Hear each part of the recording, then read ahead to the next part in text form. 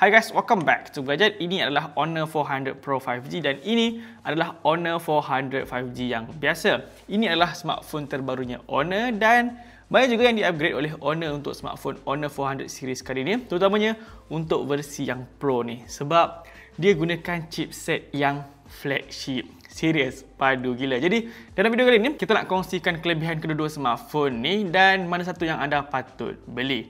Baiklah, kita tengok dia punya design dulu. Untuk design dia, tak banyak sangat perbezaan. Kedua-duanya ada design language yang sama. Cuma design kamera pada versi Pro nampak lebih besar sikit lah sebab dia ada 3 setup kamera berbanding versi biasa dia ada 2 kamera sahaja.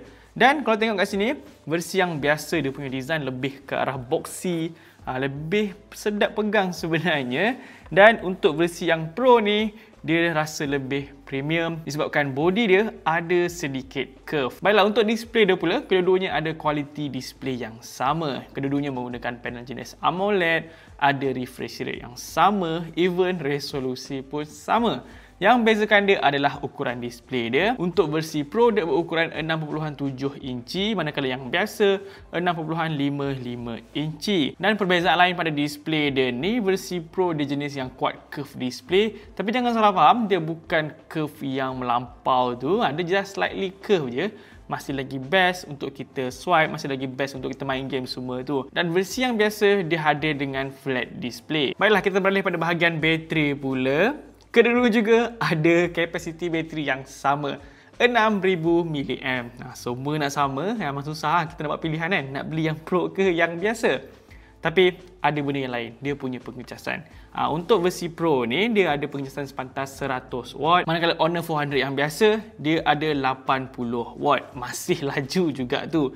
Cuma pada versi yang Pro ni, dia ada wireless charging sepantas 50W. Jadi untuk kapasiti bateri, kedua-duanya ada pilihan yang sama. Untuk pengecasan dia, tak banyak perbezaan sebenarnya, beza dalam 20W je. Cuma kalau anda memang seorang pengguna wireless charging, memang highly recommend lah untuk ambil yang versi Pro ni sebab yang biasa tiada wireless charging. Terpaksa ambil yang versi Pro untuk dapatkan teknologi yang lebih canggih lah, iaitu wireless charging. Bukan setakat canggih, tapi laju pula tu, 50W. Memang laju gila dia punya wireless charging pada Honor 400 Pro ni. Baiklah, kita pergi bahagian kamera pula. Untuk kamera ni, kedua-duanya juga ada kamera utama yang sama, 200 megapiksel. Untuk hasil gambar dia memang cantik. Dia ada warna yang sangat panci, warna yang vivid. Warna Honor ni memang dah well tuned lah untuk kita post dekat media sosial. Even dia punya pengawalan cahaya pun sangat baik dan dynamic range dia pun terjaga dengan elok. Tapi untuk kamera Honor 400 Pro ni, dia ada kelebihan yang lain, yang mana dia ada 50 megapiksel telefoto yang menggunakan sensor Sony IMX856. Jadi dia punya kamera telefoto ni memang superb. Ada kamera zoom yang sangat bagus, sangat cantik lah untuk kita guna. Dia punya detail tu memang cukup sharp. Dia punya warna pun dapat dijaga dengan baik. Untuk Honor 400 yang biasa pula ada kamera zoom juga. Dia boleh 30 kali zoom. Tapi dia punya detail, dia punya hasil tu memang tak samalah dengan versi yang Pro. Even dia punya kamera portrait pun bukan biasa-biasa. Dengan Hakot Studio 2.0 ni, dia boleh hasilkan efek studio lighting yang sangat mewah lah. Kita punya gambar tu memang akan nampak lebih mahal, nampak lebih profesional. Dan yang paling menarik, dia punya ciri AI untuk kita edit gambar. Dia dah siap built-in dalam galeri. Serius, yang ni memang best gila. Antaranya dia ada AI eraser, AI motion sensing dan juga AI image to video. So tak perlu lagi kita nak kena download pada aplikasi third party yang lain ataupun nak kena subscribe pada ciri AI yang lain. Dia dah siap built-in pada smartphone Honor ni. Yang paling baru kat sini adalah dia punya AI image to video. So daripada gambar, kita boleh tukar dia menjadi video dengan satu sentuhan sahaja. Dan kedua-dua smartphone ni juga dilengkapi dengan ciri AI untuk mudahkan kita punya tugasan harian. Lebih rasa smooth, lebih rasa lancar dan mudah je. Antaranya, dia ada Magic Portal. Yang ini kita boleh drag dan drop terus kepada WhatsApp, TikTok ataupun Gmail. Serius, aku dah lama gunakan smartphone Honor. Dia punya ciri Magic Portal ni memang memudahkan kita untuk buat tugasan harian. Ada juga ciri yang ada pada smartphone flagship sebelum ni, iaitu dia punya ciri AI Deepfake Detection. Yang ini kita boleh hindarilah daripada scammer melalui dia punya video call. Banyak sekarang, orang dah berani untuk video call sebab orang dah ubah wajah mengikut wajah yang kita kenal lah. Contohnya kita punya family members. Dia juga ada AI summary, AI subtitle, AI translation dan juga AI writing tools. Kedua-dua smartphone ni juga support untuk Google Gemini dan juga dia ada circle to search. Jadi kalau nampak barang apa yang best dekat Google ataupun dekat media sosial, tinggal bulatkan je dan cari info lebih detail. Baiklah, untuk performance dia pula, okey, kat sini ada perbezaan yang agak ketara jugalah. Bagi yang versi Pro ni, dia menggunakan chipset yang flagship. Yes, dia menggunakan Snapdragon 8 Gen 3. Dah sama macam Honor Magic 6 Pro. Jadi dia punya performance tu adalah performance yang flagship lah.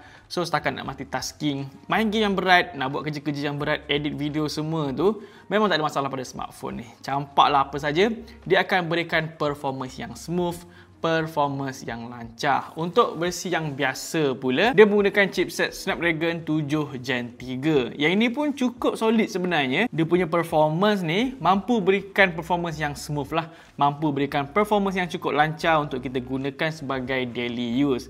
Dan untuk gaming pun tak ada masalah. Macam Mobile Legends, COD, PUBG Mobile, Honor of Kings semua tu memang tak ada masalah. Semuanya boleh pergi dengan smooth. Tapi bukan untuk yang heavy rendering lah. Bukan untuk heavy user macam Honor 400 Pro ni. So by this time, kalau anda nak rasakan apa itu performance yang flagship tapi tak nak poket rabak sangat untuk beli smartphone yang flagship, inilah masanya untuk cuba pada Honor 400 Pro ni. Dia mampu berikan performance yang flagship.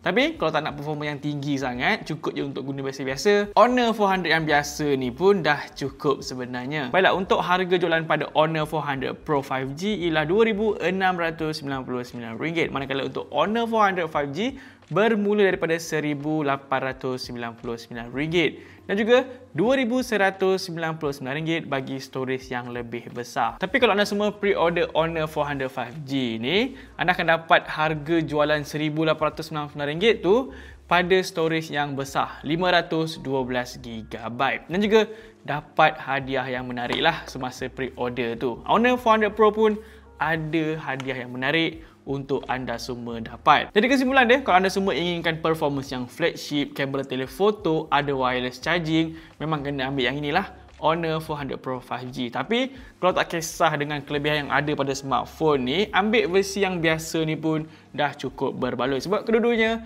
value for money. So, apa pendapat anda? Anda akan ambil versi yang Pro atau versi yang biasa? Cuba komen. So guys, nampaknya ini saja video kita kali ni. Macam biasa, jangan lupa untuk tinggalkan like dan juga subscribe channel Bulgadget. Jumpa lagi next video. Assalamualaikum dan bye-bye. Peace.